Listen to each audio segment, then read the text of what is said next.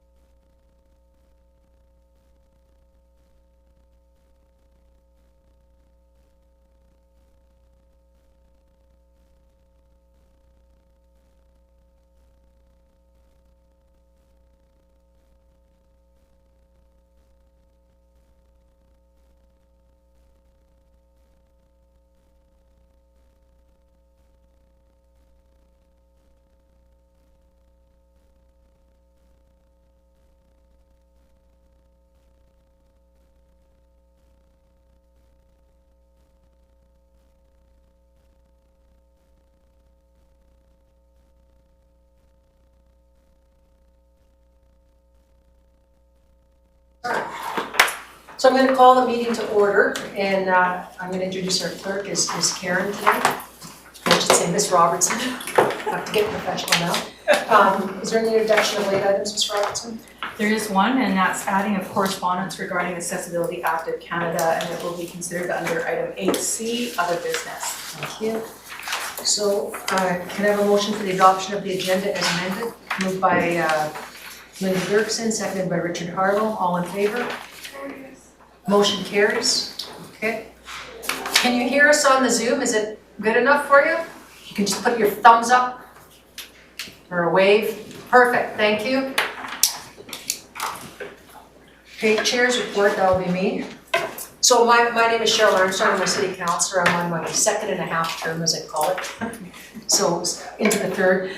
I chaired the accessibility committee last time with Councillor Martman, and it was a real pleasure. Like we accomplished so much, and I always left the room feeling happy because people weren't negative. Like a lot of times I deal with a lot of negativity, and it's just people were so happy to be at the table, to have their voice heard, and watch some of your stuff be implemented. So I'm really looking forward to this again. Unfortunately, we don't have Indigenous representation. We tried, but we couldn't get it. So the province said we could still move ahead because we had lots of efforts to do that.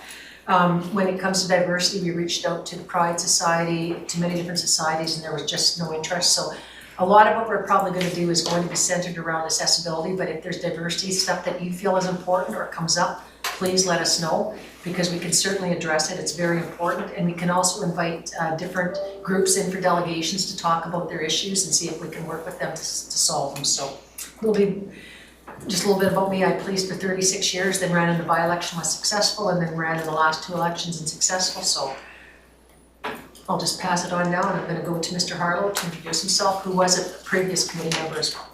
Yes, so I do have that prior committee history and knowledge.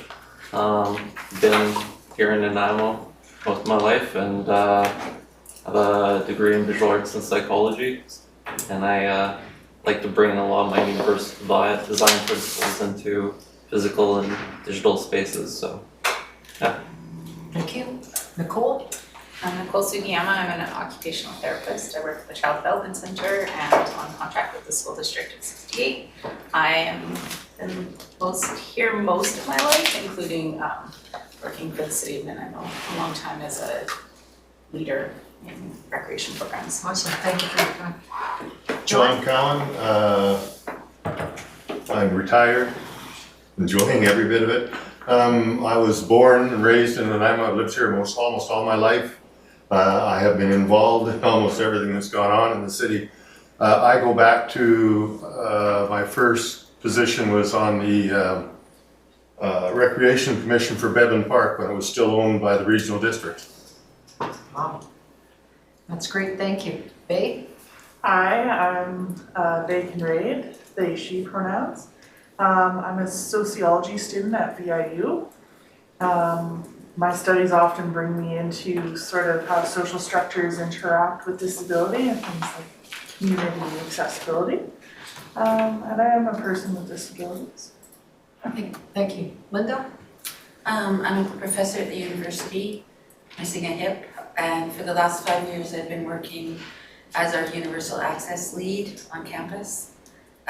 So I don't teach at all anymore. I just build ramps and advise on buildings and chase engineers and things like that. And I'm originally from Edmonton. Thank you, Linda. Nice are here. Yeah. Alexandria? I've lived in Nanaimo for over 20 years now. Parent advocate and self-advocate, and I also sit on the board of Clay Tree Society for people with developmental disabilities. And the CLBC Community Council. Great, thank you. Thank you for all your community don't service. forget that. Wendy? How many hours do you have? Yeah. I haven't always lived in here. I was from England many years ago, 1 or 2. Warped sense of humour. I have 4 children, 3 out of 4 have a diverse ability. I'm involved in the community in every which way that I possibly can. I won't go into all the details. Okay, thank you. And I'm going to go to Tanya. Hello, my name is Tanya Burzwich. I've lived in Nanaimo all my life. I'm a school trustee currently for in the Nanaimo Ladysmith Public Schools, District 68. I have a lot of experience. My background is advocacy for people with kids and families with disabilities and working a lot with adults. And I'm just really excited to be here. Great, thank you. Tammy, we'll go to you next. Hi, I'm Tammy Hirasawa. I am a physiotherapist at the Nanaimo Child Development Center, and I also work in the School District 68 as a physical therapist, and I'm happy to be here as well. Great, thank you. And Jocelyn, you're here, I think? I am, thank you. Great. I'm Jocelyn Maffin, and I am the Associate Director of Spinal Cord Injury BC, and I have lived in Nanaimo for 5 years, and I've served on the City of Vancouver and the City of New Westminster's Disability Access Committees of various stripes, and my lived experience is related to chronic disease, and I'm live with paralysis, paraplegia, and I use a wheelchair. Great, thank you, and welcome back. Jocelyn also served last time and was a great help. We referred a lot of stuff to her, and she always took it and answered people's inquiries, so I really appreciated that, Jocelyn. It was great, thank you. Glad to help. I'm just gonna go fast and have staff do a fast introduction as well, because you'll see these faces regularly. Mr. Harding? Richard Harding, General Manager of Parks, Recreation and Culture. Darcy Osborne, Director of Recreation and Culture. Hi, I'm Laura Clarkson. My pronouns are she and her, and I'm a manager in the Recreation Services area. Natalie? Natalie Sponigal, Communications Advisor for the city. Bill Sims, General Manager, Engineering Public Works. Glad that you've been patient being around. I'm Calista Lundgren. I'm a steno in Legislative Services. I'm Alyssa Janakis, also a steno in Legislative Services. And Karen Robertson, and I'm the Deputy City Clerk in Legislative Services. And you're gonna be our key person for the committee, correct? For a little bit. Yeah, for now. That's actually, that's free as the main, but as a clerk side of it. Yeah, for the clerk side, yeah. All right. There's Lisa over. Oh, I didn't see you, Lisa, I'm sorry. That's okay, Manager of Community Planning. Thank you very much, Lisa. All right, so I just wanna actually we'll do this later because it'll come up, I think, in Karen's, and I can add if I feel I need to. So I'm going to turn it over to Mr. Harding now to go over the terms of reference. Right. Thank you, everyone. Thank you again for your commitment and listening to how many people have been here for a long time in the city of Nanaimo. Your commitment to the community and this committee, and as Councillor Armstrong mentioned, we got a lot done the last term, and we got a lot done because of the input from the committee. So it really is a committee that has input, and you'll see your input in action. I'll talk a little bit as I go through the terms of reference of how interdepartmental this committee is, but first of all, I'm just going to go through the purpose. So if you turn to page 3 of your agenda, can everybody back online hear me okay? Great. Thumbs up. I am going to read verbatim the purpose, and then what the committee should be working on, and then just because I think sometimes we kind of assume everyone's going to read this. I think as a group it's good for us just to go through it, so I'm just going to read it verbatim. The purpose of the committee. The purpose of the Advisory Committee on Accessibility and Inclusiveness is to provide social and political equity within existing and proposed city plans, policies, bylaws, and infrastructure, and make recommendations to ensure that they are inclusive and accommodating to citizens of all ages, abilities, and walks of life. It's important that that's Council's purpose, and Council's very committed to this creation of this committee and its function. So the Advisory Committee of Accessibility and Inclusiveness will identify barriers to inclusion and accessibility and make recommendations as to how to remove those barriers or these barriers, identify best practices in other communities and make recommendations based on the findings to promote social and political equity, participate in reviewing City of Nanaimo draft plans, policies, and procedures to prevent the creation of barriers in the future. I will stop on that one. You don't want every development permit or every rezoning, and we're not going to be doing that to the committee, but there's some key plans that we do bring to you as we did in the past. But there's so much material that goes through the city, but Council's very, again, inclusive of the kind of plans they want this committee to look at. And we can talk later on about some examples of that. Assist in the development of strategy to engage with the community on issues relating to accessibility and inclusiveness. review city plans, empower Nanaimo goals and identify opportunities to support the related policies. So last term, we did reimagine city plan, and it's now been adopted, and Ms. Brinkman's going to do a presentation on the empowered section of city plan. And we are really a staff and council following the objectives of the plan. We had some integrated actions that we're trying to do at the city plan. So a lot of that work was done by the committee last term. It's in place, and now it's a chance how we can move some of those policies and goals forward. And Ms. Brinkman will talk about some of that. Review and provide feedback on the city's accessibility actions and implement city plan. Discuss other issues related to the community by council, the CAO, GMs, or directors, and work with council to increase public awareness on issues related to accessibility and inclusion for all citizens. Any questions on that first of all before I go on? Again, it's important that we go through it because I think there's a lot there. It's a lot that we're asking the committee to do and we want you to do. Membership I won't go through because you know if you're here how you qualify to be membership, so I won't go through that. Same for eligibility. Meeting frequency, so typically the committee meets every 2 months. There are times though where we've had to have increased number of meetings if we're working on a specific project or policy. Like for example, the city plan, we had to meet a few extra times, but right now it's every 2 months, but as we move along, that could be more frequent. And staff support, this is what I want to really mention. On the paper, it shows Parks, Recreation, and Culture as kind of the real coordinators of the committee, but this truly is a interdepartmental committee.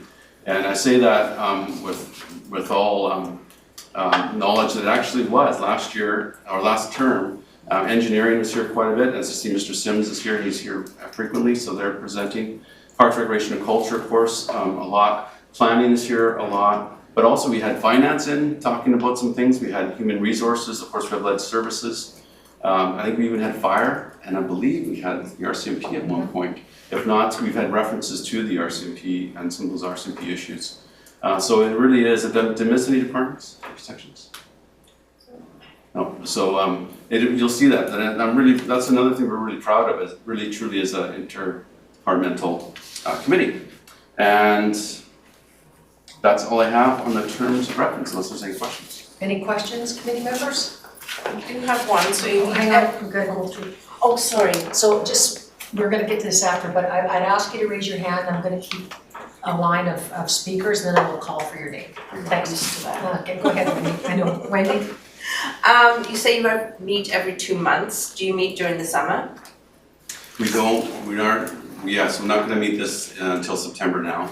Initially, this group wasn't gonna meet until July, but we thought, let's see if we can, and then it was end of June. And so, but to get everybody to actually, lead service work to find the right time, everybody could get together and kick it off. It ended up being this time. So I think originally we were gonna meet in July and then 2 months after that. So we will have a 2 month break and then back in September. And that will be addressed later as well. Thank you, Wendy. Any other questions from the committee? Seeing none, I'm now going to turn it over to, who's there? Tanya. Where? Oh, Tanya? Tanya? Thank you. I'm just wondering about the day and the time. Is that sort of set in stone in terms of the start time? Pretty well, yes. Okay. Unless there's major issues, but this is what's always worked in the past, because we have to look at our staff availability, council availability. Were you looking at a different time, and if so, what time? Just to start a little bit earlier, but just because I have to go right from this meeting to a 6 o'clock meeting for education committee for the school district. But I can also, since we only meet every other month, I could also either come late to that meeting or just take that night off. Well, we can discuss maybe a 3:30 start, but I'll do that under new business, okay? Thank you, Tanya. Okay, I don't see any other hand. Oh, Richard? I didn't see this in the agenda, but Pride is actually happening this Sunday. And I was wondering as to what involvement the city of Nanaimo will have possibly in Pride, because it would be a great opportunity to possibly look for any representation from that community. Committee's already full, and we already talked to the Pride Committee. Okay. And I talked to members from the Queer Committee, I talked to members from the Trans Committee, and nobody has time right now or wasn't interested. So That's why I did say if there's concerns, because I was up there raising the pride flag, and I talked to different members of the community and said, if you have issues or concerns, please send me an email. I will try and get you onto the next committee meeting and come forward with any issues or concerns. Even though we don't have representation on the committee, it doesn't mean we still can't deal with the issues and reach out to some of those people as experts to bring to this committee to talk to us. That's my viewpoint on that, you know, we can still be inclusive of everybody by doing that. Because now the committee is full. We had it out there for a long time, and our staff reached out. We actually had over 27 applicants, so there was a lot of applicants for it. So it wasn't through lack of trying as well. So, but I understand what you're saying. But the city is involved. Like we had the Pride Race flagging, the parade's coming up. Some council members, but we didn't get notified till a week ago about the date. So some of us have already got other commitments. So, but traditionally we've all marched in the parade. Yeah. Okay, thank you. Okay, I'm going to move forward now to Ms. Karen Robinson, our Deputy City Clerk, to talk about the orientation. Okay. All right, so I would like to extend a big welcome to both the new and the returning committee members. And so for those that have served on the committee before or other committees, some of this material I'm covering it will be somewhat familiar to you. So the returning members, though, hopefully this will be a little bit of a refresher for you. A lot of the material that you have is in your agenda, which is why we provided the full agenda packages for you. So I'm just going to stick to the highlights. It's going to be about 15 minutes, but in the slides and in your package is an email address for Ledge Services and also our phone number. So if anybody has any questions afterwards and you go home and you think about something, by all means, feel free to reach out to us at any time. So. Why isn't it going to the next thing? I have to look at that little wording over there. So probably the first and most important thing to talk about is your role on the committee.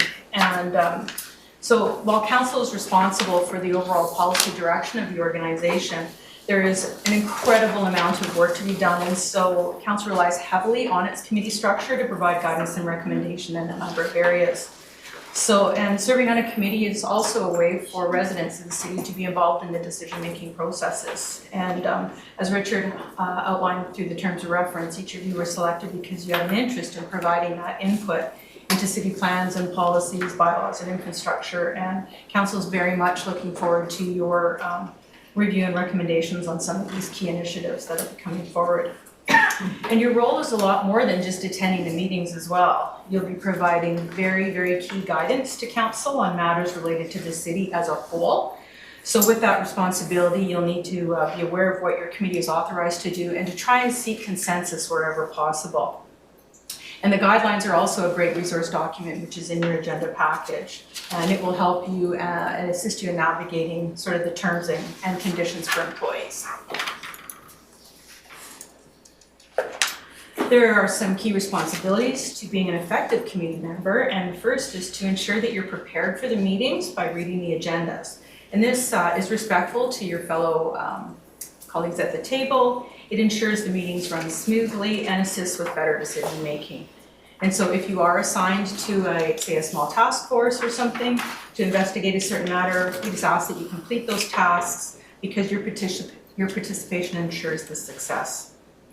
We also ask that you contribute to the direction and work of the committee to the best of your ability, and also, again, to just be familiar with the committee guidelines. There are two key bylaws that the committee needs to be aware of that govern meeting processes and committee member conduct, and both of those, again, are included in your package. And the first one I'd like to talk about is the council procedure bylaw. It outlines the procedures for both council and committee meetings, and it includes things such as time and location of meetings, how notice is provided, the order of proceedings for agendas and minutes, process for voting, holding of electronic meetings, and debate and decorum. And committee meetings follow the same processes as council through the bylaw. However, there are very specific sections that relate to committees, and that you'll find on pages 22 to 24 in the bylaw.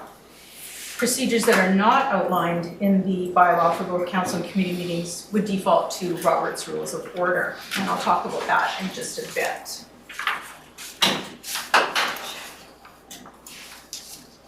Welcome, Dale. Section 43 to 45 in the bylaw outlines the purpose of committees and subcommittees, and they are formed to consider, report, and make recommendations on matters that have been referred to the committee by council. Throughout the course of your term, and as noted previously, you'll be asked for input on various city plans, policies, and initiatives. And at times you'll be given presentations by staff, such as the one that you'll be seeing shortly with Ms. Brinkman on the city plan. And there will be staff reports with options and recommendations for the committee to debate and consider in the form of motions. If the motions are endorsed at this level, they are then forwarded to council for consideration. And this is because committees do not have any authority. Any direction to staff must also be done in the form of a motion and supported by council. In section 45.1, it outlines that council is also not bound to pass the committee's considerations, or jurisdictional conflicts are an often problematic thing that can happen at committees, and so council can't always support them, but it is quite rare that council doesn't support the recommendations that come out of the committees. And the other is generally budgetary things. Sometimes it's just not able to be managed through the budget. Every committee also has a meeting schedule, which is the key date calendar that we talked about. And the meetings on average take place every 2 months on the Wednesday from 4 to 6. And council and committees always take the month of August off. It just gives everybody a summer break.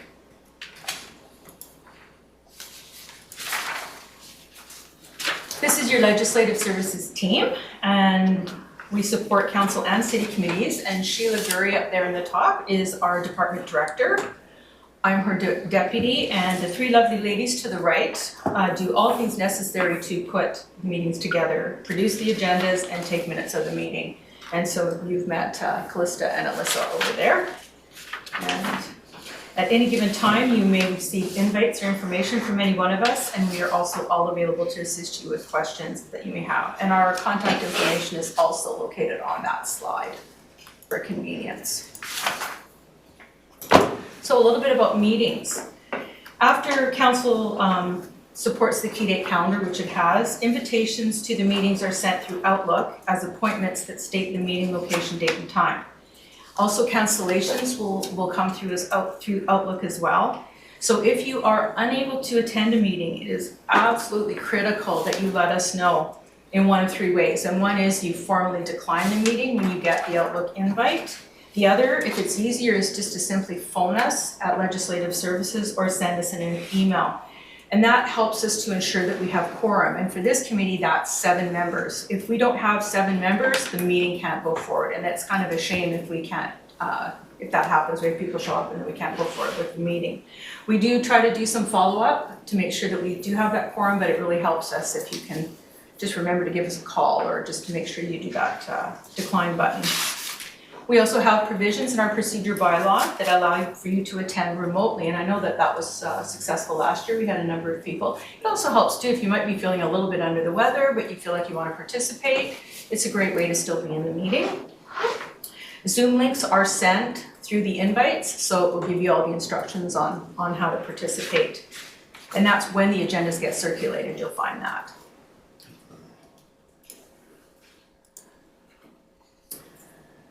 In terms of meeting basics, the full agenda process takes about 2 weeks on average. And in preparation for the meeting, staff will submit items for inclusion to the staff liaison by 11 a.m., 10 days prior to the committee meeting. It's been Richard, but I think it's going to be Darcy in the future. She'll be taking over the torch. Reports are then prepared and the agenda is developed. And under Council's procedure bylaw, the agendas are to be circulated 3 business days prior to the meeting, so that will be the Friday before for these meetings.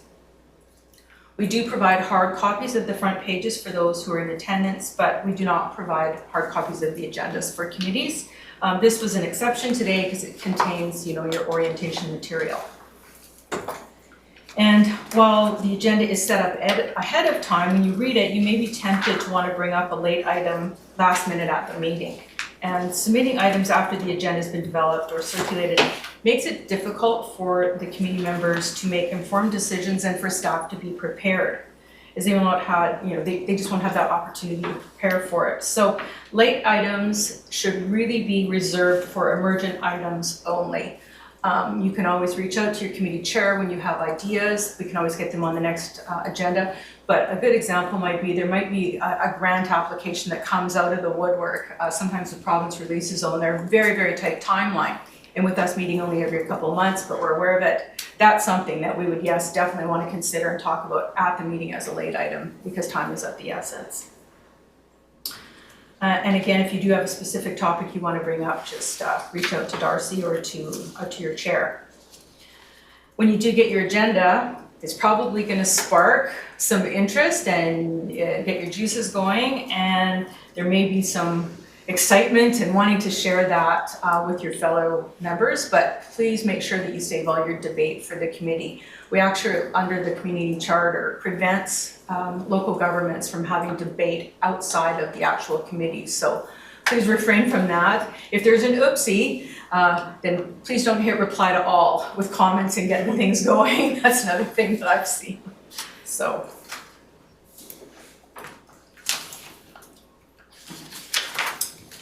All meetings are open to the public and are recorded and live streamed. So there may be the odd occasion where we might need to speak to something in a closed matter.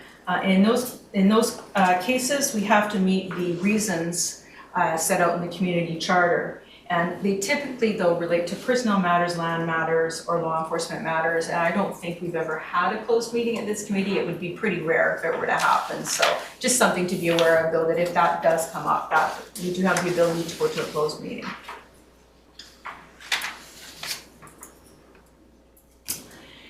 So now at the meeting itself, if the meeting is scheduled to commence at 4, once quorum is reached, the meeting can proceed. And if you are participating by Zoom, this is really important. Please turn your camera on. This is how we know if you're in the meeting. This is how we can tell if you're going to be voting. If we can't see you, we don't know, and we will deem that you have left the meeting. So if you are on Zoom and you need to excuse yourself for a little bit, just please raise your hand either by waving, or there's your little hand button on your computer there, and just get the chair's attention and just let her know that you'll be stepping out. And then you can turn your camera off. And then that way, if we have a vote going on, we know that your vote is not part of that particular motion. And then when you return, you just simply turn on your camera, wave, catch the chair's attention, and then we'll know that you're back into the meeting. At the start of the meeting, the chair will ask for any late items, and as we talked about, we try and reserve those for only emergent. And once those items are introduced, or if there's a need to reorder the agenda, which there can be at times if we have consultants or something, we may want to move them to the front, then we would just simply have a motion to adopt the agenda as amended. I'm just going to stop here. Is there any questions so far? Mr. Harlan? Functionally speaking, when I'm looking at my computer, and if I'm on Zoom, my camera is right at the top of the monitor, and I have to bring my face close to the monitor to be able to see the screen. In moments where, say, like a presentation is happening or something, am I able to turn off the camera so then my forehead is not the only thing that's being visible? Yes, but in that case, what I would do is just say, Richard here, I'm here, but I just don't have my camera on. And in presentations, you wouldn't be doing any voting at that point anyways. Yeah. But the important thing is just make sure you turn it on. Like if you know there's going to be a vote and somebody's making a motion, you want to be able to see your hand, and we'll watch for it as well. Okay. Thank you. Seeing no others, thank you, Ms. Robinson. Okay, so on your agendas, you'll occasionally see a presentation section and a delegation section, and there is a difference. Presentations can be made by staff or individuals that have been invited by the committee, or for staff to present on a matter, and there's no time limit for presentations, although we do keep mindful that this is a 2-hour meeting. Some of them can be between 10 minutes to a half an hour for the most part. Delegations come when members of the public want to speak to a matter that's on the agenda. If it is on the agenda, they are provided 10 minutes to speak. If it's something where a member of the public wants to speak to the committee, but it's not on the agenda, but it would fall within your mandate, they would be provided 5 minutes to speak. And what often happens, delegations come typically with the intent of an ask of some sort. And so it's really, really important that you are free to ask questions of the delegation, but you don't want to enter a debate with them. And you don't want to be making motions directly after you've heard somebody. And you can look to your chair for direction on that, because quite often what we do is the topic really is probably worth looking at. And in those cases, we would want to refer that topic back to staff so that if there's any associated implications, whether it's money or staffing, that can be explored in the report and brought back, as opposed to just passing the motion right while you've got the whites of their eyes in the room. So it's just like, thank you very much. We'll look at considering having it referred to staff.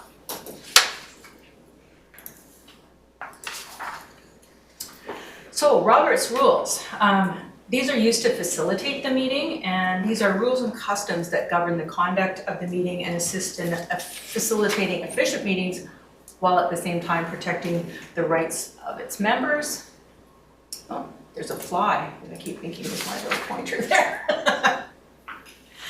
So actions and directions can only be acted on through motions, which are passed by the majority of the committee. And this is done by a member introducing the main motion. So often staff recommendations and within reports with options are provided through their staff reports. So now when you've had a look at it and the staff member has introduced it, somebody would like to initiate the main motion, or it might be the staff recommendation, and say they would like to put it on the floor for discussion, and then it would need to be seconded in order for the debate to commence. If it doesn't get a seconder, the motion fails, and it also doesn't get recorded in the minutes. You also don't have to be in favor of a motion in order to bring it forward onto the table.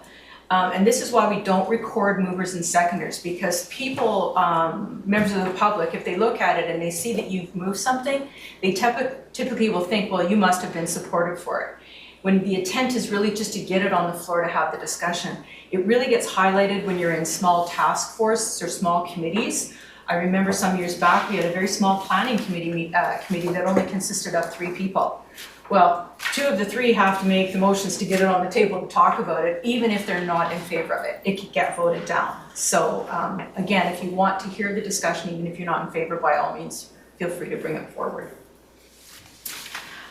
Secondary motions can also happen, and this happens while you're during the debate. You go, and I'll just look at an example. I make a motion that the city use all electric cars and that they're blue. Now you're having the debate, and through the debate, there's sort of a shift in thinking that you might want to have the city cars be green. And so what would happen is someone would make a motion to say, I'd like to amend the motion that the cars be green instead of blue. So then we fall into what's called a LIFO principle, which means last in, first out. So that means you would vote on the very first, or the last motion. So not a motion. So you would be voting on whether or not to have cars blue or green. And then if it passes that amendment and it says we want to be green, then you would go back and vote on the main motion as amended. So, and of course the chair and myself will be able to help you with any of those things. So don't hesitate to bring forward amendments if you think they're appropriate. Does anybody have any questions about motions generally? There's a few here that I just picked through. I mean, there's so many motions with Robert's rules, but they can be mind-boggling. And there's really just a few key ones here. There's approve, and that just means that the committee agrees to the request, recommendation, or policy, and a specific decision is made. There's a motion to refer, and this one is usually in order to gain additional information prior to the committee making a final decision. And the one to postpone is a little bit more immediate. It's to stop the debate on a matter until further conditions are satisfied, but there has to be parameters set on them. So like, I think we need to hold before we do anything further, and I'd like to make a motion to postpone this topic for 2 weeks until we can get a staff report to give us more information. That would be a perfect use of a postpone motion. Tie votes means that the motion gets defeated. Most committees have an odd number, so that generally doesn't happen, but there are times when a member is missing, you have an even number, and if it's tied, it does get defeated. There are some other provisions that we can explore later on for somebody who is absent from a meeting can bring it back, but we'll get into that stuff a little bit later on.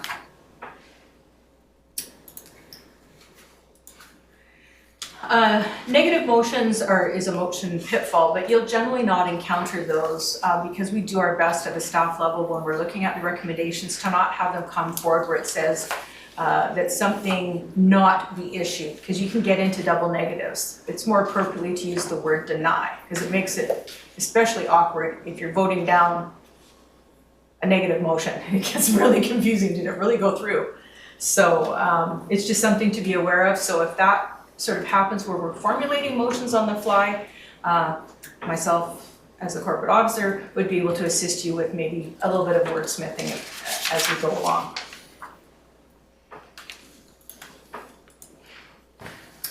A little bit on rules of decorum, and Councillor Armstrong might have a few comments as well, but not everyone may be in agreement with the motion, and this is where the healthy debate comes in. And members may have different perspectives or viewpoints, and this is actually really appreciated. This is where we get the opportunity to see everyone's point of view and, you know, see something from somebody else's eyes, and makes for good decision making. Having said that, remarks should be confined to the motions, and comments should be courteous at all times, and the remarks addressed through the chair. So all the motions or every conversation would go through Councillor Armstrong, and then responding to your fellow colleagues at the table. Just want to add something on that. It's really important, if you feel that the whole table's sort of like leaning towards one way, still bring up your other viewpoint, because I know I myself, I've been, after hearing a new viewpoint, have actually changed my vote based on new information, because sometimes we're not thinking of that information. You might think that we know it, but we actually don't. So it's really important, if you feel strongly about something, don't be intimidated because you think 10 out of 11 are going to vote yes. It's really important to bring your opinion forward, because you all of a sudden might go now, oh, we all voted against it, we're going what you're thinking. So yeah, I really encourage that. And nobody should be taking anything personal. It's just, everybody's got different viewpoints, right? Absolutely. So it's important to make sure that you do bring it out. And doing it through the chair in a safe environment where it's focused on the motion, not on personalities, that's the kind of healthy debate that you can get into. And Councillor Armstrong, as the chair, will have a speakers list. So if there's, you know, a real lively topic and 8 hands go up, then Councillor Armstrong will take a note and then take turns. And if after there's been a round table, you've heard something else that sparks your interest, by all means, there's opportunities to speak multiple times to the same topic. And sometimes if it gets too far, and I'm going to say I'm going to restrict you to a new point. Because sometimes some people, it's not so much here, but it's when we're at public meetings and stuff, that people keep saying the same thing over and over and over again, which isn't helpful, right? We need new points when it's great for the first or two, but you don't want to be listening to somebody 5 times say the same thing. So if I find it's going off in that direction, and technically I think we're only supposed to allow to speak 3 times in our procedural bylaw, but it doesn't get enforced that often. Thanks. In terms of minutes, minutes of the meeting are governed under section 51 of the bylaw, and minutes are action driven here at the city through recommendations. They don't include the committee debate verbatim or items that aren't pertinent to the discussion. Having said that, you will find that the committee minutes have a little bit more detail, and that's to provide context. These are shirt sleeve sessions where there's, you know, we're formulating what's happening, and then we get to the decision, and then the decision goes to council. So sometimes you need that bit of context, but again, we put points down, we don't do the debate like he said, she said, this person said that. Draft minutes are circulated as soon as possible after the meeting, and then formally adopted at the next meeting. They also then go to council for information. So once they've been supported, they go off, and so council has an opportunity to see those motions.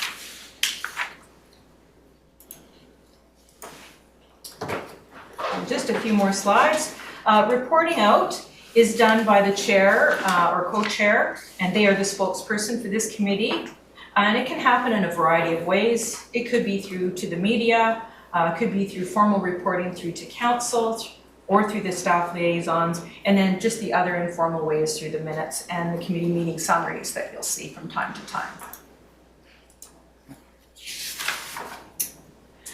This is the second key bylaw that the committee should be aware of, and it's the Code of Conduct bylaw, which council adopted May 30th last year, but it wasn't put into effect until October 15th with the new council and committee members' terms. This is something that was made mandatory by the provincial government last year. There's 4 parts to the bylaw. Part 1 outlines the scope, and the scope of the bylaw is really, it's pertinent to council and committee members. Part 2 outlines sort of the overarching foundational principles for council and committee members to follow. And part 3 is the meat of it, where you get into the behavioral expectations connected to those principles. And they cover off things like your interactions with staff, volunteers, committee members, the public, and the media.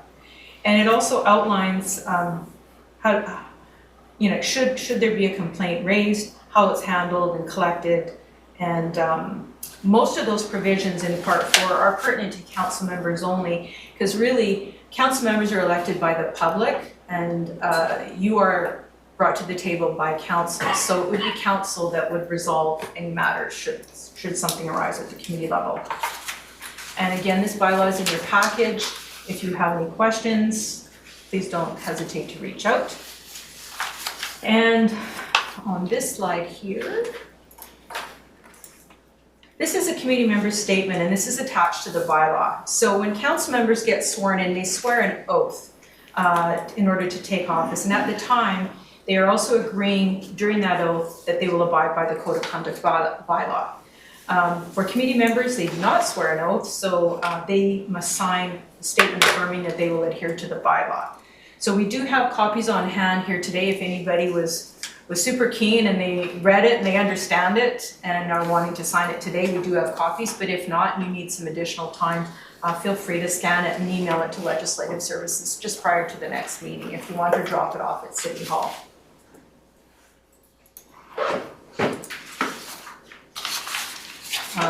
Conflict of interest, this is just something else that you should be aware of.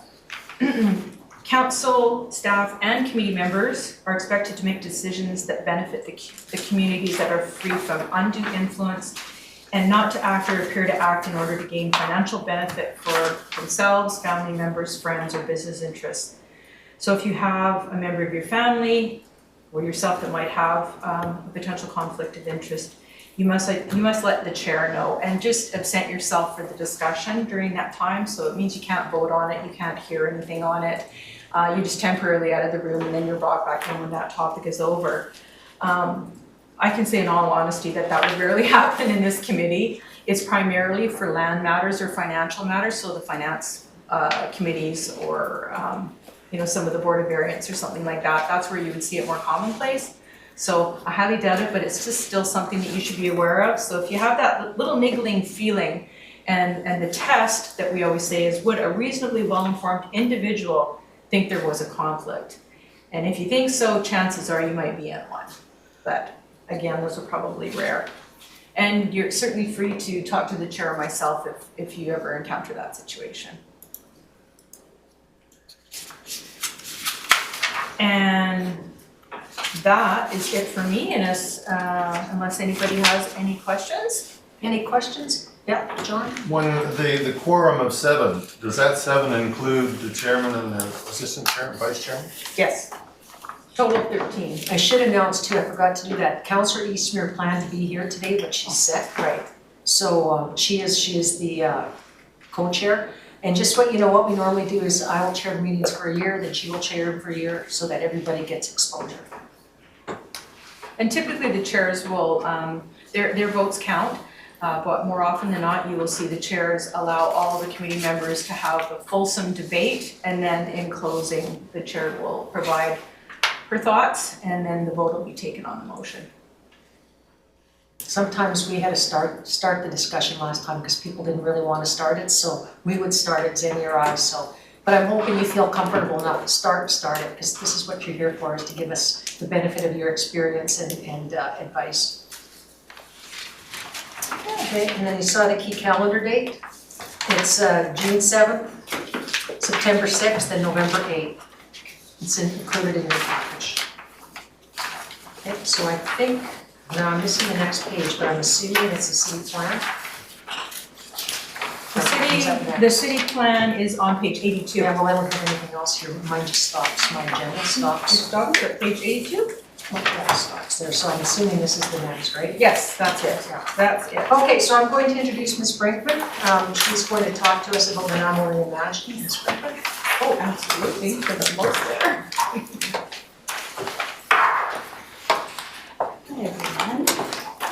Let me join you at the table here with the easy open. Nice to meet you. Nice to be here today. Thank you for volunteering. Let's see. If I move it forward, will it be city plan? Presentation? No? Do you know where? I think you have to exit that one. Yeah, exit that one Go to the next first. one. Okay. And exit again. Close that one out. So I need a tech person. Oh, no. You want me to help? Do you know where it is? Probably. It's just on. Oh, Natalie, yes. Thank you. Yay, thank you, Natalie. No, oh, boy, it's coming out. Is it? So maybe while Natalie's finding the presentation, just wondering, did you see the Reimagine flags in the city? Were you aware of the Reimagine process happening in the city of Nanaimo in the past 2-3 years? There was pretty distinctive branding and so that whole public consultation process was leading towards gaining everybody's input for the city plan, which I'm going to present today. So I hope you had that chance to participate and give your input. Yeah.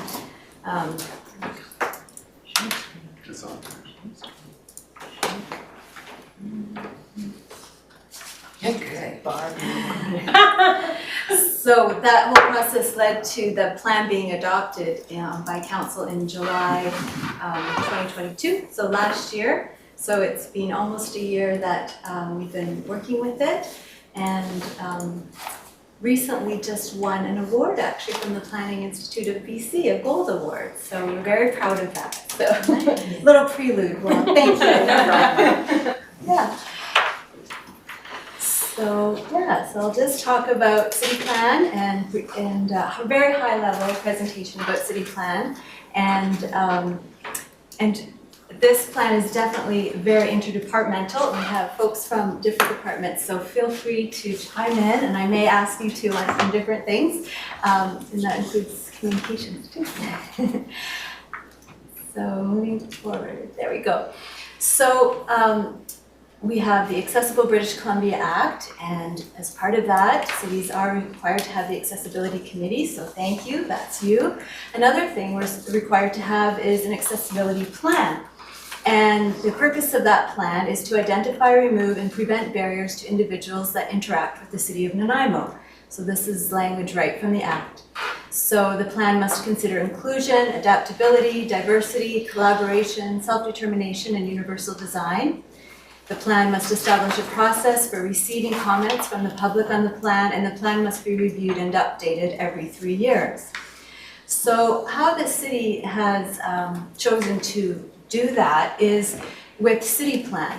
And so city plan replaced the old official community plan from 2008. And what it does is integrates many of the city's plans. So it's an official community plan focused on land use. It's our Parks, Recreation, Culture, and Wellness Plan. It's our Transportation Plan. It's Active Mobility Plan. It's our Climate Action and Resiliency Plan. And it's the Accessibility and Inclusion Plan. And so Nanaimo is a growing city. Over the next 25 years, we expect to have 40,000 new people. And so this plan is guiding how are we going to do that well. And from mobility, Parks and Rec perspective, a land use perspective, and accessibility and inclusion perspective as well, and all those things. So how the city plan document is framed, and the city plan is available on the city website, and we're working on making that more accessible, and we know we have more work to do on that, and that is a high priority for us. So I don't know if we could send a link to the Accessibility Committee where our city plan is located, something we can do. But how the document is structured is around, we call an Nanaimo framework and related to donut economics. And so what that was looking at is how can we live well within our planetary limitations and where everyone can thrive, our social limitations as well. And so 5 themes emerged from that: a green Nanaimo, a connected Nanaimo that's has equitable access and mobility, a healthy Nanaimo, and an empowered Nanaimo, with reconciliation, representation, inclusion, and a prosperous Nanaimo. So those are the 5 themes, sort of chapters in city plan. And you'll see under each of those 5 themes are topic areas, and we'll dig into those a little bit. But really, in each of these topic areas, equity and inclusion is important. However, you'll see that it's in the empowered section that we're really sort of meeting a lot of the Accessibility Act requirements, BC Accessibility Act requirements. So for example, in the equitable access and mobility section of city plan, we talk about connected communities, recreation trails, how they can be accessible, complete streets and how they can be accessible. And then in the community well-being and livability section, we talk about policies related to affordable housing, intergenerational living. And for example, a policy in here is increasing our adaptable units in the city. And so on June 12th, actually, there's a staff report with proposals to council about ways we can increase the number of adaptable units in the city. Something to look for. So we're already taking action on some of the policies in city plan now that it's being in place. But as I mentioned, it's really the Empowered Nanaimo section of city plan where we talk about equity, inclusivity, access for all, and political voice and engagement, and really meeting the Accessibility Act pieces. I'm going to skip over that one. So in equity and inclusivity, those 3 sections are about 7 pages in city plan. If you'd like to take a look around page 101 to 107. And so the policies in equity and inclusivity are an inclusive Nanaimo that provides opportunities for active involvement and prosperity for all members. Environments and spaces across all areas of the city that are diverse and vibrant for the enjoyment of all residents. Celebration of diverse cultures in a community that is welcoming, inclusive, and accepting of all cultures. Equitable access to services, programs, and facilities for all residents. Continued city leadership in applying an equity, gender, diversity, and inclusion lens in city initiatives and decision-making.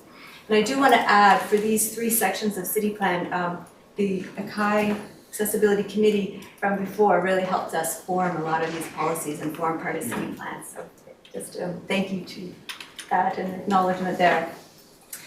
So the Access for All section has policies related to the city is committed to improving accessibility for all by identifying, removing, and preventing barriers that limit access to services, amenities, and public life, and to ensure there are many ways for people of all ages and abilities to move freely throughout the city and without barriers, and to ensure people of all ages, genders, abilities, and income levels have easy access to services and spaces without barriers. So these are high-level policies that are kind of the vision for how we move forward as a city. And then the 3rd section, political voice and engagement. So an informed and aware community that can meaningfully participate in city processes and shape city decisions. Opportunities for all people to express their voice on community matters important to them. City leadership is actively listening to the diverse voices in the community. And space for representation that reflects the diverse population of Nanaimo so that decision-making, planning, policy development, and creation of procedures considers a broad range of perspectives that are representative of community diversity. So those are the high-level policies. And as I said, we are already taking action on some of on that throughout the city in different ways. And so here's maybe where I'll call on Mr. Harding and Mr. Sims. I have 2 slides of some images of projects that are already taking place in the city that maybe you want to. Well, yeah, actually, this one's the inclusive playground in Maffeo. The committee was heavily involved with that. They reviewed final parts of phase 1, but completely reviewed phase 2 and the implementation of phase 2. I think we're the first to get on site and actually use it. The committee was when we're finishing it, as well as the Moby mat was. I can't remember. It was. I don't remember. You tried it out, or it was. I think that's Akasha. Jocelyn was there to try it out. So, and we put the Moby mat in as a trial last year down at Parcher Bay, and we've got now one at Finn Beach and back at Parcher Bay, and we're try some others this year. So those kinds of things where we can quickly do an improvement. and washroom at Neck Point Park, not as much. But as Ms. Brinkman mentioned, the city plan was a huge part of it. But also, one of the big things the committee did last time was update our LEAP program, so economic access. And we have some next phases to go through that we want to make sure we check with this committee too as we go through the next phases. And it's the new plan is starting to work. We're getting a lot more youth already back into the plan, which was the goal. And Laura or Darcy will come back and do an update on that in the next little while. But a number of different plans, both policy, that's a policy one, but then also plans. And now we're going to go into phase 2 of the Westwood Lake improvement, and that is the full inclusive of washroom.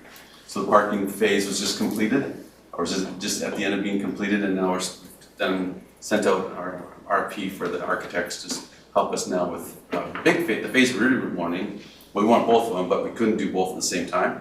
And that's the beachfront with a new washroom and some accessible trails and better access to the water itself. So there's a number, and Mr. Sims can go through a bunch also. There was on the previous slide, you saw the crews repainting the Pride crosswalk at Commercial and Bastion. So that was done just a few weeks ago in preparation for Pride Month. But that intersection is actually going to be rebuilt starting later this fall, which means that the old Ripley bricks will be gone, and the sort of repainting on a frequent basis will be no longer. The Commercial is being sort of redesigned, and updated to a much more a level cross section, so it'll be much more pedestrian and roller friendly. And the Pride crosswalk is going to transform into quite a large graphic that extends across the intersection for quite a way. So it'll be really quite striking. And I think on the next slide, there's a few images. You probably heard a little bit about Metro Drive. It's a noisy project, but it's been a really well received by a lot of folks in the community. We're getting an awful lot more cyclists and pedestrians out and to the, especially to places like Pleasant Valley School. But one of the features that is in the image is a tactile warning strip, and so all over the city as we can, with significant additional funding from council, we've actually been installing these tactile warning strips, which helps with visually impaired, but it's also very bright too. Bridget, can you confirm that they're working? I love them. Okay, good. I love them so much. Wonderful to hear. The other thing that we've been doing is, it's kind of obvious when you see it, but I think the committee was heavily involved in this sort of wave action that you can do to trigger crosswalk signals instead of trying to punch a button on the side of a pole, which might be in an awkward location. So we've got these buttons. I'm sorry, something about wave. You can just wave at the thing and it triggers the crosswalk. So that's, again, council's increased quite a bit of funding for pedestrian accessibility, which, we're making all of the intersections as accessible as possible, and transit stops as well. I see Jocelyn, you had your hand up briefly. That was just an applause. Way to go. Oh, okay. Thank you. Good, thank you. So in addition to that, into the city plan is an integrated action plan and monitoring strategy. So the integrated action plan is a library. It's like of actions the city can do to implement city plan. The city plan is a policy, sort of broad vision policy, and so council was like, how are we going to do this? What are the actions? How are we going to implement all of this? And so that can be found in an integrated action plan, which there is a draft on the city's website as well for that. And council has been going through that the past few meetings, and we'll be considering endorsement of that document later in June, I think June 26th possibly. And then lastly is the monitoring strategy. So keeping track of, are we being successful with city plan? Are we achieving what we need to achieve And what are those targets? How are we going to demonstrate that? And what changes do we need to make to investment or in order to achieve city plan policy? So we'll be monitoring that, and a monitoring strategy will be coming forward this year as well. Chika, any questions about city plans? Sort of very high level presentation of an intensive process. Mr. Harding. I was just going to add to the committee for as Ms. Brinkman has mentioned, the integrated action plan. So once council adopts those, council may ask the committee for some thoughts about the priorities of those as they relate to accessibility and inclusiveness or otherwise. But so again, there's an attempt to bring city plan to life, to actually, as Ms. Brickman mentioned, to actually break it down by year, 5-year, 10-year increments with some specific, tangible, doable projects. Just to add to that, I'm going to use an example Richard gave us last year, and that was about branches coming down to where we weren't cutting them high enough. Like you said, it's great as a sight impaired person. He's got his cane, right, which finds things on the bottom, but not about his head. So as a result of those comments, none of us really had thought about that. And Parks and Recs immediately started doing the trimmings at a higher level. So this is where, like, it sounds like it's something small, but it means something big for somebody. So that's why every little idea that you think about is really important for us to hear about, because we may not think about it. And sometimes they're really easy to implement because that doesn't cost any more money. There's no budget implications, it just means we go up a foot or 2 feet higher. So really important to hear that kind of stuff, just like hearing about the tactile strips. You know, when we're hearing that it's really successful, it's a lot easier for Mr. Sims to come to council and say this committee endorses it and they really believe in it. And that just lends more weight to a council decision. Okay, any other questions? Linda? I'm really impressed. I was on the first committee and had to step down due to illness. But I'm really impressed with all the changes made in the city in a really short period of time. And it's really gratifying. The other thing I wanted to add is the wave crosswalk things are lovely, but they're not cane detectable.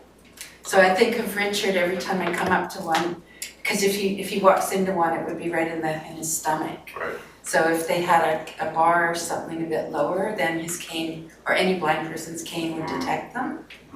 So great kind of input. That's exactly what we're looking for, right? Because we don't think about some of those things. So great. Now, Bate, I saw you got it in your hand. Yeah, I just had a question about the Westwood Lake upgrades. Are you going to make transit more accessible for that location? Just to talk about that, transit does not belong to the city, it belongs to the regional district. Okay. And right now, we saw a bunch of hours that we were supposed to get scaled back. Transit's in trouble to a degree, like the budgets and stuff. So that is something, if there's a recommendation that comes from this committee, I can take that to the RDN. So, but transit is actually handled by the RDN, but Mr. Harding and then. Yeah, so what we did, because Councillor Armstrong's correct, we have no control over it. We did advise transit that we were doing the improvements, and so our turning radiuses and things are set so pretty good sized buses can go through there. It might be the smaller buses. Definitely we're hoping the anti-dark buses will get up there a lot more because they've added a lot more accessible parking and drop off. But we did talk to transit about it. They kind of go just below Westwood right now, up to Arbor Road. But they're aware of our improvements and we hope that they'll look at the access. Okay, thank you. Mr. Harlow. I wanted to respond to the comment that Linda had made. Yeah. Correct me if I'm wrong, but I believe all the touchless sensors have a auditory clicking sound that is emitted every few seconds, and that's what allows us to be able to navigate to where it is even if we can't see it. But I could be mistaken, it could just be on a couple. Yeah, I think you're right, Richard, Okay. thanks for that. I think that's a good point. Cool. I will confirm that whether they're on all of them or not. Cool.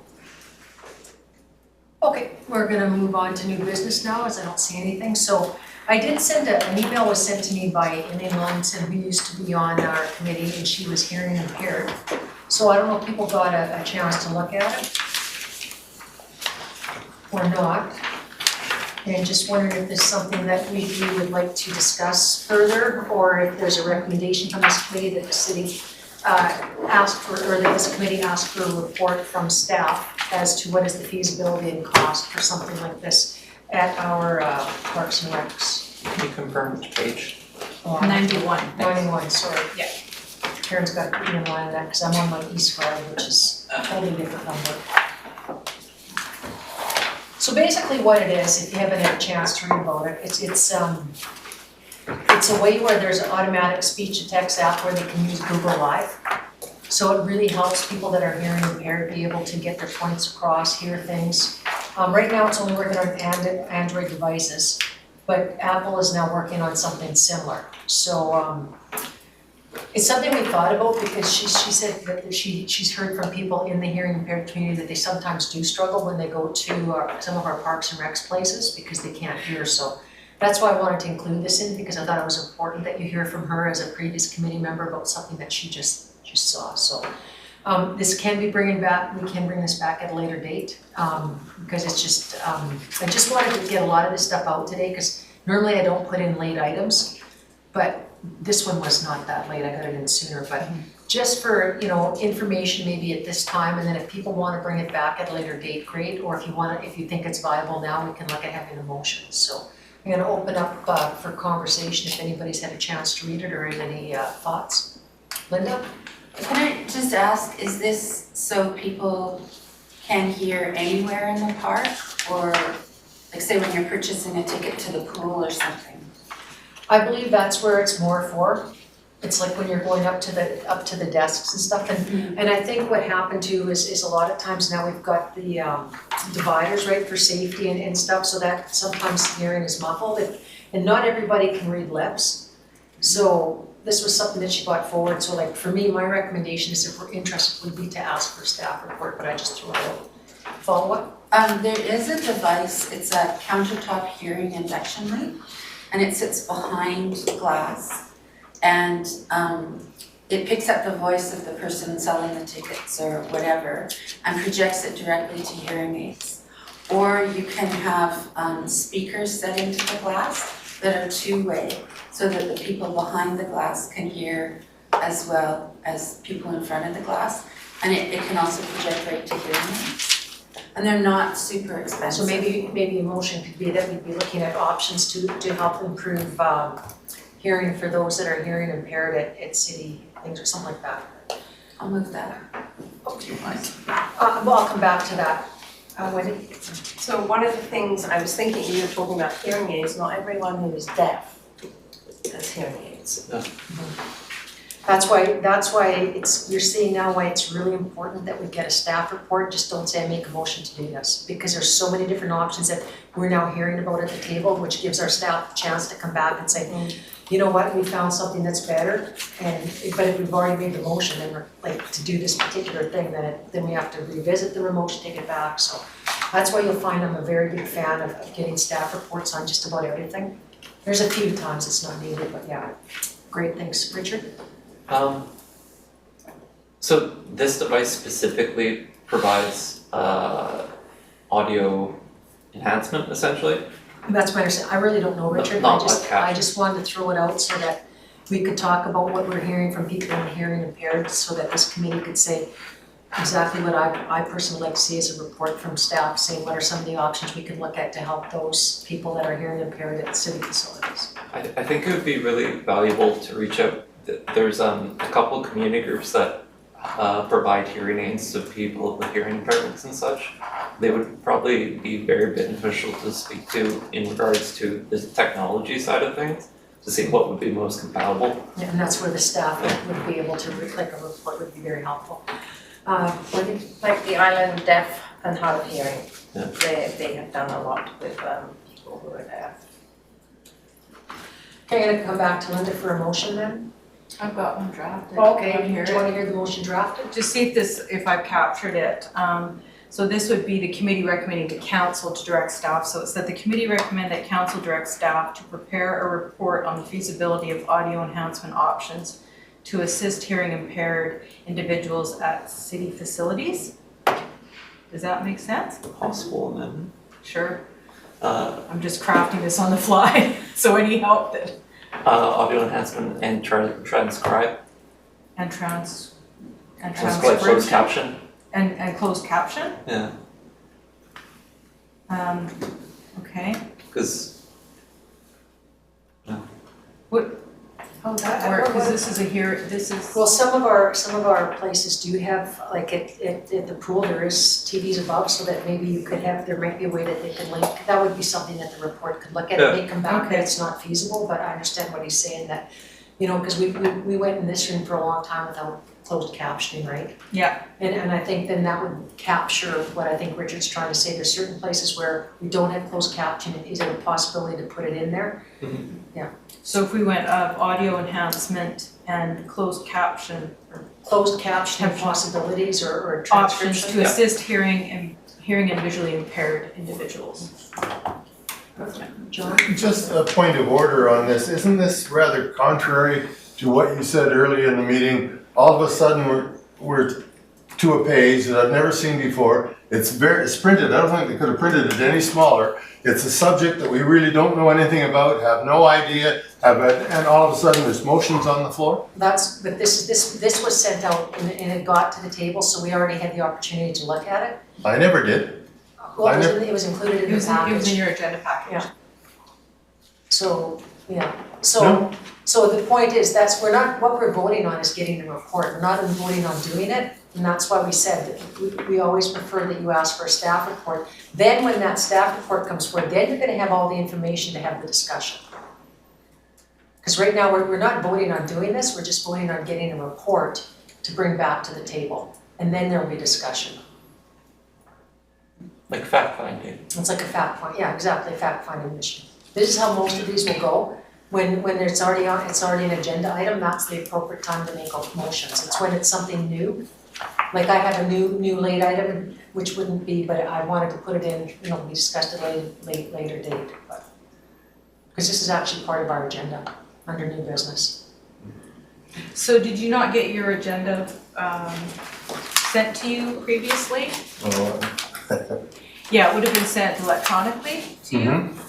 And it would have been in that full agenda package. That was a supplementary agenda item. Yeah, so the original one, and it would have appeared on page 91 in the package that was sent to you. Oh, it was in that package that huge package? Yeah. And I was supposed to read that 140 pages, so.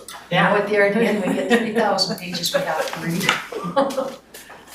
Well, it was hidden in there if it was there.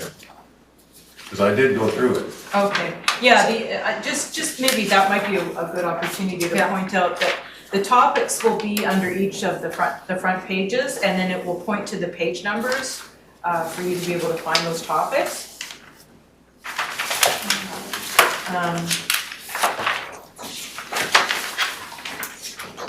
But you're right, it was very small, text. Small text, yeah. That's because that's how it came to me, I just forwarded it. We should start large too. So that's a good point to make it bigger next time. So did you want to make a vote on that? Yeah. So this should be a case between the top. Linda, are you okay with that motion as she read it out? Yep. Do you want to move it? Okay. Just a sec, John. Oh, it's not really, but going back to the, now a lot of times computers have problems. I'm on Apple and sometimes it doesn't behave the same. When it came, I could not print it, I had to photograph it. And then I've had other things that came in the same period that would just disappear. That's weird, because I use Apple products, so we use Yeah. Apple products, yeah. Thank you. Yeah. So, just a question to Calista, when it gets sent, or Alyssa, sorry about that. It gets sent and there's a little PDF, like there's markers for each topic, right, when it gets sent out? Well, no, not the No, there's PDF. not. If you were There's to just view one- the HTML version of it on the Okay. website, you can click on each one, Okay, but not the PDF. okay, so that's another way to view it as well as on the city's website. And we can provide a link to you if that's more helpful. If I don't know what I'm looking for, what is, you know. So in this particular case, it says number 8, other business. And then A's is correspondence. So that's where you would find that, and that the correspondence was the email that I got, asking for it to I can pull it up on there and show. be put on. So it would have been page 91 here. I found it in there, yeah, Okay, but I didn't have that at the time. okay. Like I say, it's very small, I have trouble reading it. Okay, so the purpose of putting that on there was for information for the committee to decide to see if this is something that we wanted to explore further. Linda's made the motion that yes, it is. And I need a seconder. Seconded by Nicole. Now we'll move to discussion. Is there any further discussion on this topic? Linda? If city staff would like to, there's a company in Victoria called Assistive Listening. Tim Archer owns it. He's spent his life making IMAX films, and his kind of give back business is hearing, assisting people with hearing issues. So he came up with a solution for all of BC ferries, Vancouver, the credit union in Vancouver. So there's a huge number of ways to help people hear. And from what I'm understanding, right now there's a T-coil versus Bluetooth kind of newer, so we really do need the information. Yeah, perfect. So seeing no further discussion, all in favor of our staff report on this? Any opposed? Seeing none opposed, motion carries. Okay, we're moving on to correspondence. Now this, I wanted people to see this because it was sent to me. It's a late item that was just sent to me. No, this is. No, you're on Spark. I'm on Spark, yeah. Yeah, just for people to realize what's out here, so that if you are interested in joining these, you can go yourself on them. So it's just a way for you to realize that there's webinars and to see what grants are available if you're interested, because I know some people are representing other agencies like Child Family, Community Living, so this may be something that your agency may be interested in, so. This is just reported for info only, no need for anything else. Because not everybody gets some of these grant opportunities. Okay, now I'm on C. This one just got sent to me yesterday, I think, yeah. And I have to do a response, but I told them I was bringing it to this committee first, so this I want to discuss at the next meeting. So this is just put forward in this particular case just for information so that you can see what the federal departments are doing and what the Senate is doing. I think this is really important information. I have to send it out to council. Well, actually council got it, but I think it's really important that we look at this and see what we think about it. Again, it's probably going to require a staff report if you feel it needs to move forward. But I just wanted people to have that information, and I would like it on the agenda for the next meeting. So there's nothing need to be done, but I just think that it's important, again, that you're aware of anything that's coming to our council regarding accessibility or diversity, so that you're getting the same information. And if there's something that, if people are interested in taking something from one of these areas, please let us know via email to Legislative Services or myself, and then I can forward it. So again, this is only for information at this time because it just got put on the agenda yesterday. I want people to have a chance to really look at this because there's a lot of information. So it gives you really a good chance to dig in to see if there's something that you think the city can do, and again, I'm also using it for your other organizations that many people are associated to. Future meeting items, Mr. Hardy. Right, so this is a little bit of an opportunity for the committee to kind of go around the table, I believe, and kind of think where, is there some things you'd like us to come back and speak on? Sometimes we'll come back and we'll redo, like for example, today we did city plan, so we thought that was an important one for you to, the high level official community plan for you to see. But then are there some specific things you'd like us to come back and talk on? We, as staff, will have a number of items ready for the fall. We did receive, for example, Rick Hansen Foundation grant this past year to get 3 of our facilities completely audited by the Rick Hansen Foundation. And then with that came some funding, about $80,000. And with that, we'll come and just present the findings of those 3 reports or assessments and some priorities that they think we should be working on. as well as the last committee, we did a complete audit of the pool. And there was the committee had some of the objectives there, and the committee participated in that. But again, this is again a chance for, if there's some specific things you want us to bring back to either assist the group, or some specific options or topics you'd like us to address. Wendy? I like to talk, Braille. When you go into the washrooms at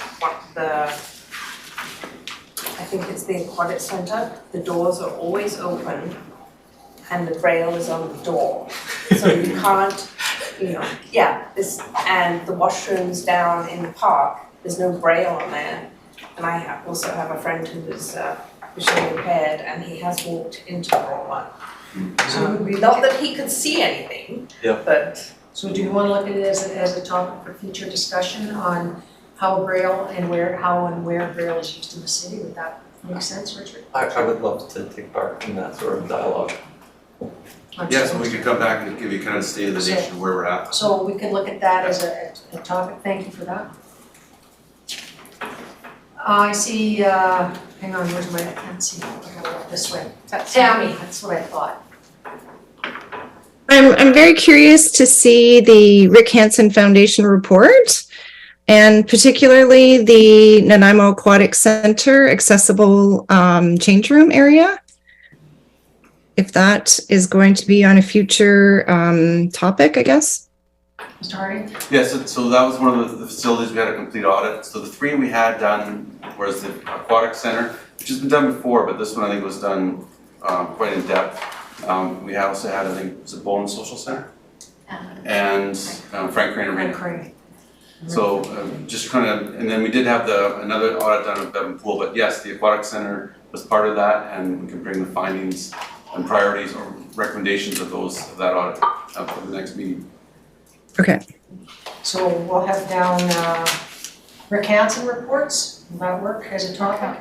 Rick Hansen Foundation report. Rick Hansen reports, okay. And I'm accessible change rooms. That would be part of that. Yeah. Nicole? I'm wondering if there is policy and procedures already in place at recreational facilities for the turning on and the unlocking of the built accessible features, and related a feedback process for community members who find them locked or turned off when they go to use them. For example, the doors, I always test them as I walk in, and sometimes they're turned off, and sometimes I can reach them to turn on, but most of the time I'm short, I can't. And I don't need them, but I know that I find bathrooms, especially the Nanaimo Ice Center, Frank Crane, like there's beautiful buttons on the bathrooms, for example, in Frank Crane, but sometimes they're not turned on. And then I found an accessible washroom locked. So these aren't budget items, but I'm wondering if there's like policy and procedures around the operations of those. So do you want to look at doing an update for that, Richard, or do you want to discuss that now? No, I think those are good ones because we can probably pull a lot of that together, particularly say for the Frank Crane. And some of the things you see locked is, given some of the social disorder we're dealing with, we've unfortunately had to, we're really struggling to keep our outdoor washrooms open. Because as soon as we open, we get them totally burnt down, trashed. So we're having some security issues with that. And we'll bring back some of those ideas that we're trying to do to keep our washrooms open and accessible, but at the same time. So this was one in the arena. Yeah, that's one of the reasons we had to close it. They're in there. Yeah. So I don't know how we or if there's a way so that the person who needs it has a way to contact. Yeah, so we can update on that, how we do, how they get to a clerk or an attendant. An attendant, yeah. So let's do this update on policies and procedures for accessibility to city facilities, I guess. Yeah. Linda? I think we can roll that all, Chair, into that, bring back on those three. You do what you think is best. I'm just wondering, Nicole, did you mean that if there's a power door opener, sometimes you can reach up and flick it on. So it might not be that the washrooms are locked, it's that the power door opener has been Yes. turned off. So able-bodied people can get in. So it's not when they're locked for security, it's that able-bodied people can get in, but someone's just reached up and turned the door opener off. But I know we've also, sorry Chair, but we've also had to actually lock them. Yeah. So, Yeah. Yeah, there's both Yeah, issues. there's both issues, Yeah. yeah, we can explain both. Another thing that I was thinking of, and we just had a presentation at council from, I can't remember if it's Rocky Point or Vista on, they want to build an accessible playground. If they may want to come to this table to do their presentation so they can get input from the table. I don't know what you think about that, or if, how they're working that, I'm not sure. Yeah, we have a lot of playground projects going forward. What we're trying to do on the playgrounds is we have 4, we call our super playgrounds. Nefeo, Oliver Woods, Bevan Park, and Harrowwood Centennial. We're trying to work to make those as accessible as we can, but where possible, we'll make our neighborhood ones accessible, but it is, to make them truly accessible, it is. But this is a community initiative through community fundraising, so I just thought this might be a table that they might want to come to share their plan, to see if there's stuff that's picked up, well, you should maybe look at this, look at that, like exactly with Maffeo. Just put that out to the community partners so that they know that this committee exists as well. Richard? One thing that I'm wanting to see about addressing is navigation of our streets and navigation of our indoor spaces for people that are blind or low vision.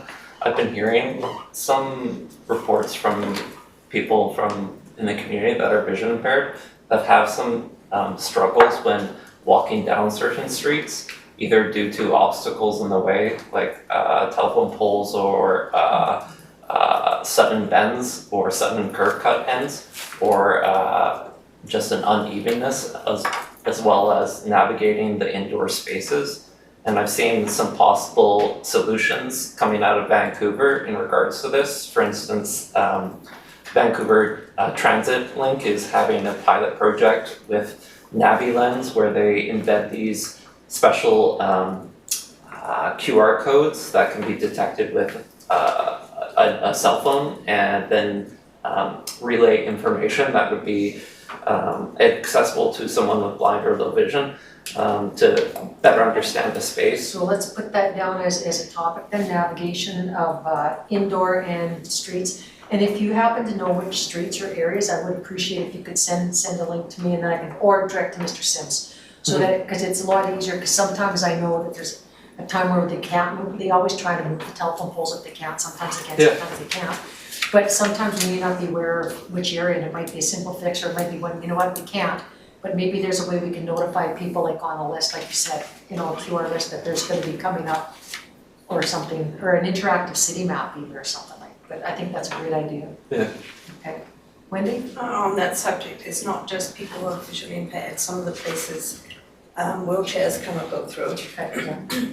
And there's one parking lot, if I'm allowed to talk specifically. Sure.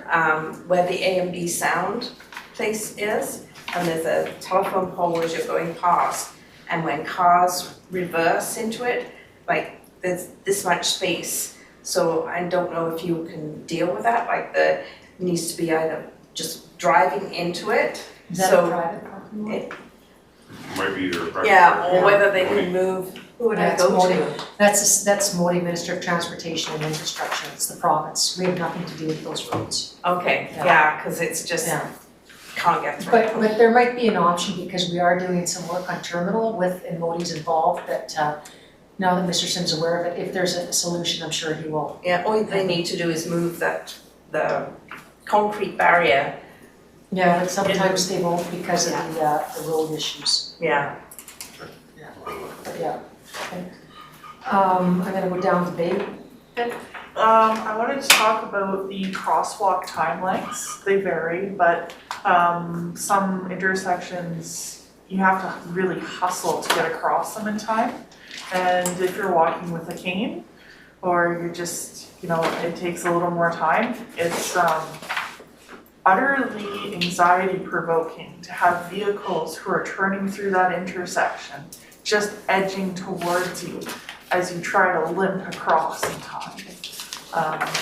I don't know who handles No, that's the- great. Mr. Sims is making note of all of this, and I do know that's part of the things that they're doing on their new road designs, where they're doing the curve out so that you can't make that hard pass right, that, you know, there's, every new road is getting updated, and that's why it's important that this committee brings forward this stuff, because these recommendations have been taken by staff and put forward in some of the new road designs. So that's a great point. I think I saw Nicole. I guess it's more general to a few of these things, is like, is there a formal feedback process where a person who encounters a barrier can submit that barrier to the city? And do we receive that here at this committee? So Cheryl, like one thing I'll mention, one of the requirements that we have yet to meet is having a feedback tool on the city website for accessibility. It was one of the 3 requirements through the Accessibility Act. So that's something that I'm going to be looking at setting up an online form, and then we'll be publishing that out. We have until September to have that in place, so it's something that we're looking at over the next month. Perhaps if you guys have ideas on that, you can send them out to, can you include Natalie's email in that so that she can get it? Because that might help her with a lot of time and research if you have ideas on how it should go in, where, and whatever, so that she understands it better. I really appreciate that. And we'll get her email out. Mr. Sims? Thanks, Chair. I would say that we do have a reported transportation problem linked Public on the Works, website, so yeah. that this is the ideal place to. Reported transportation problem? Yes. On the- Which includes walking, that's in Public Works, you can send stuff to Public Works, like potholes or sidewalk crosswalks not working, or that's always been there, but people don't know that, so I think that the point is really well taken, that where do we do that, like, and I think they're gonna relook at our whole city website too, right? Because we do hear concerns about that, and when that happens, I'm sure that is something that this committee is gonna really wanna look at from an accessibility and diversity lens. I think that's really important. But it's really important that you get your ideas out now, sooner than later. Bea, follow-up? I wanted to talk about snow on sidewalks. Oh, yes. I know, nobody wants to, but, I do. it really makes it impossible for people to access services. I've had to like accommodate an elderly man across what is that street called, behind Brooks Landing? Yeah. And help him climb through a mountain of snow. Yeah. So he could go get groceries. Well, we're very, very aware of that, and we're doing everything we possibly can, like fines don't seem to work, and I mean, we're no different than any other city, and unfortunately, our snow budget is very small compared to where it needs to be to get up to that. It would cost millions to do it. I don't know if you're aware, Calgary, they don't even plow the side roads anymore. They only plow the main roads or a bus road. It's becoming like that across Canada, because it's prohibitively expensive. Yeah. Yeah. Richard, and then John? I'm sorry. I'm gonna come back to you. Thank you. John? Just on the snow, one problem I have, Uplands Drive, along behind the shopping center and everything else, the snow had been gone for almost 2 weeks, and yet the slope down at the intersections for carts and that still had snow on it. I couldn't get off the sidewalk. And that was 2 weeks after most of the snow was gone. Yeah, because they pile it. And then They pile it right on the corner. Or onto the bus stops. Yeah, so these are things that we're very aware of, and Mr. Sims and his crew have been trying really hard. They're trying like to get the plow drivers to lift up the thing so that they're not going back onto the sidewalks, because that's a complaint we get quite often. You clear your sidewalk, then the plow comes along and sprays it. So it's something that's constantly being looked at by Public Works. So we are very aware of it, and It's a real problem. yeah, it is. Yeah. Richard? Yes, I remember now. To address the issue of not having a submit form right now, is there any possibility of just changing the headline or the tagline of the submission form from transportation problems submission form to transportation and accessibility access form? That way we can have something until September? Absolutely. I don't see a problem with that for sure. It won't take until September, Yes. it's just a mandated date. Of course. Yes. Okay, I see Jocelyn, and then it'll be Tanya. Jocelyn? it was neat to hear that so many things that I mentioned my first term had came up and we dealt with in the last term, which was really heartening, especially Westwood Lake washroom. So thank you for that. I'm really passionate about Westwood Lake as well, and I would love to see the trail made a little more inclusive, or a bypass, so that people using wheeled mobility could do the full circle of the trail. An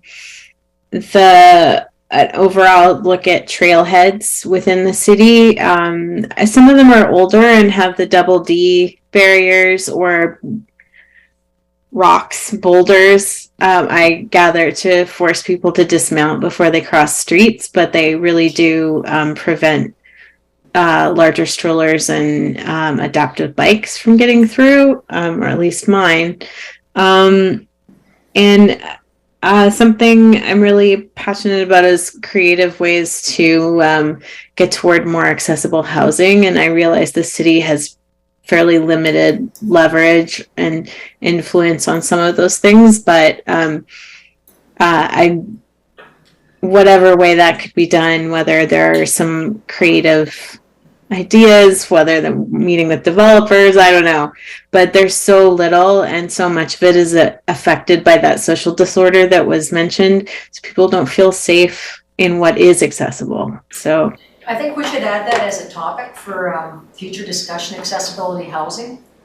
I think that would be a good one. We could, maybe get somebody from social planning in, as well as, like you said, maybe like hear what their issues are, and then see if there's something that we can do to make recommendations to developers or to council to make it, there's certain things we try and do, like through use of DCCs or reduced stuff if they do certain things for us. So there are recommendations that possibly we can do, possibly we can't, but we won't know unless we hear what the recommendations are, and then we can look, does the province allow us to do this or not allow us to do this, or is it already being done? So I think that would be a really good topic, Jocelyn, so thank you. can I make a suggestion on that note? Just talk to the Vancouver Resources Society, which has done some amazing work in partnering between cities and developers to leverage like a crazy amount of accessible housing, and for community living groups and other organizations. I think they have a lot to contribute. We actually have, I think, something coming up on the GPC soon on that, so I'll make sure that that gets brought up, that the committee, although it hasn't probably made a recommendation yet, that it is a concern that we will be looking at. Awesome, thanks. Tanya? You're muted, Tanya. Thank you. I couldn't find the unmute button. Sorry about that.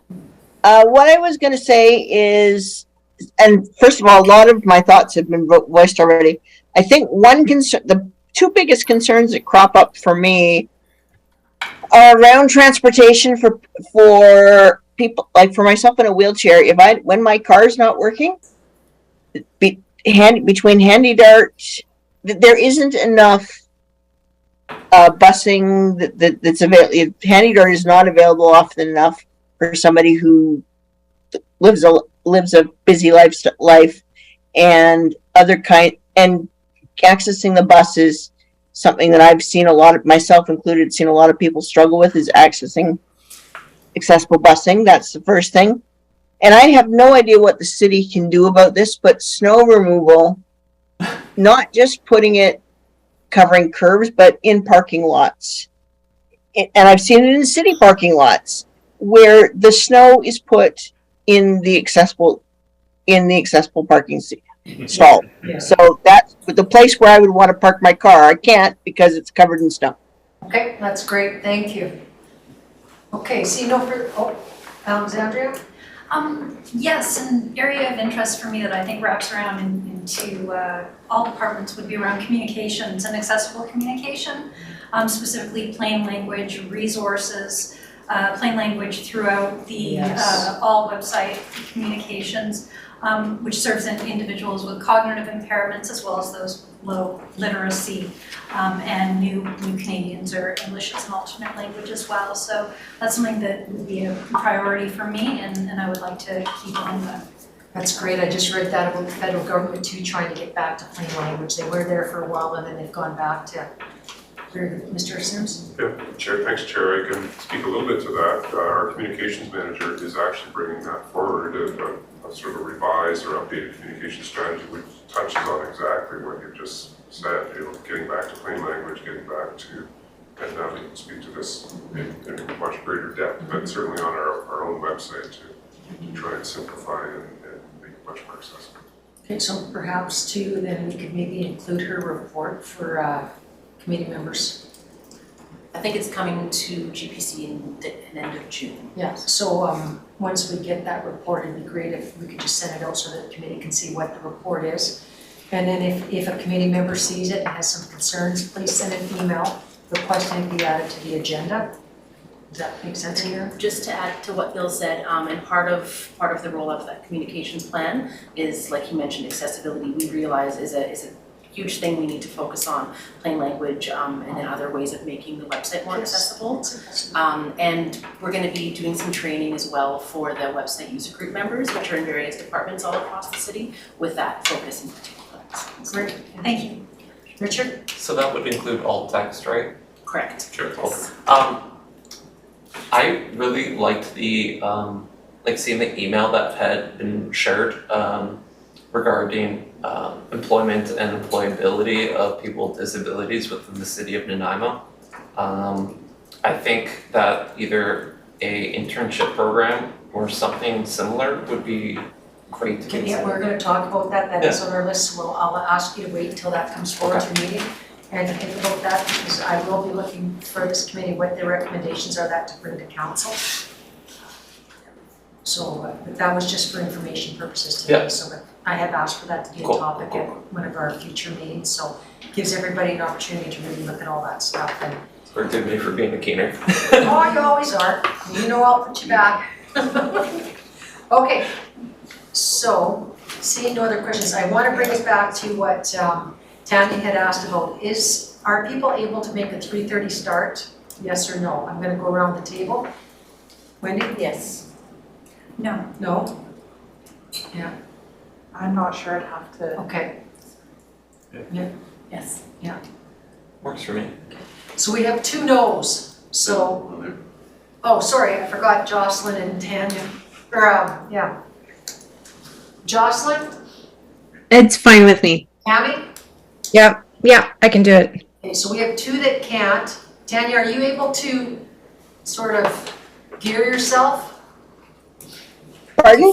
Are you able to try and get here for 4? Because we normally can, a lot of times like today, we're gonna be finished by 1:45. Would that give you enough time to get to your next meeting? Absolutely, yep. Okay, so what we could do too is if there's something really important on the agenda and it's in a spot that you don't think we're gonna get to when you're still here, please ask for it to be moved so that you can address it. That sounds good.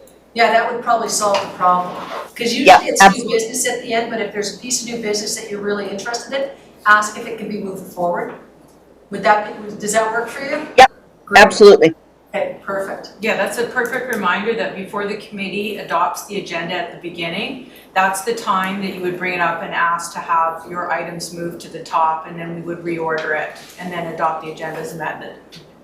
And if you know about it beforehand, please set it out first, Tanya, because if we forget, legislative services will catch it. Okay, perfect, thank you. Great.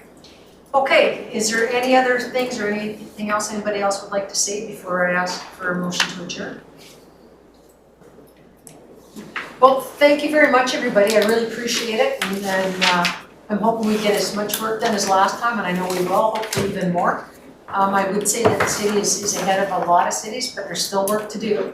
But we want to be the leader in this, and I want to push us so that we are the leader and continue to be the leader.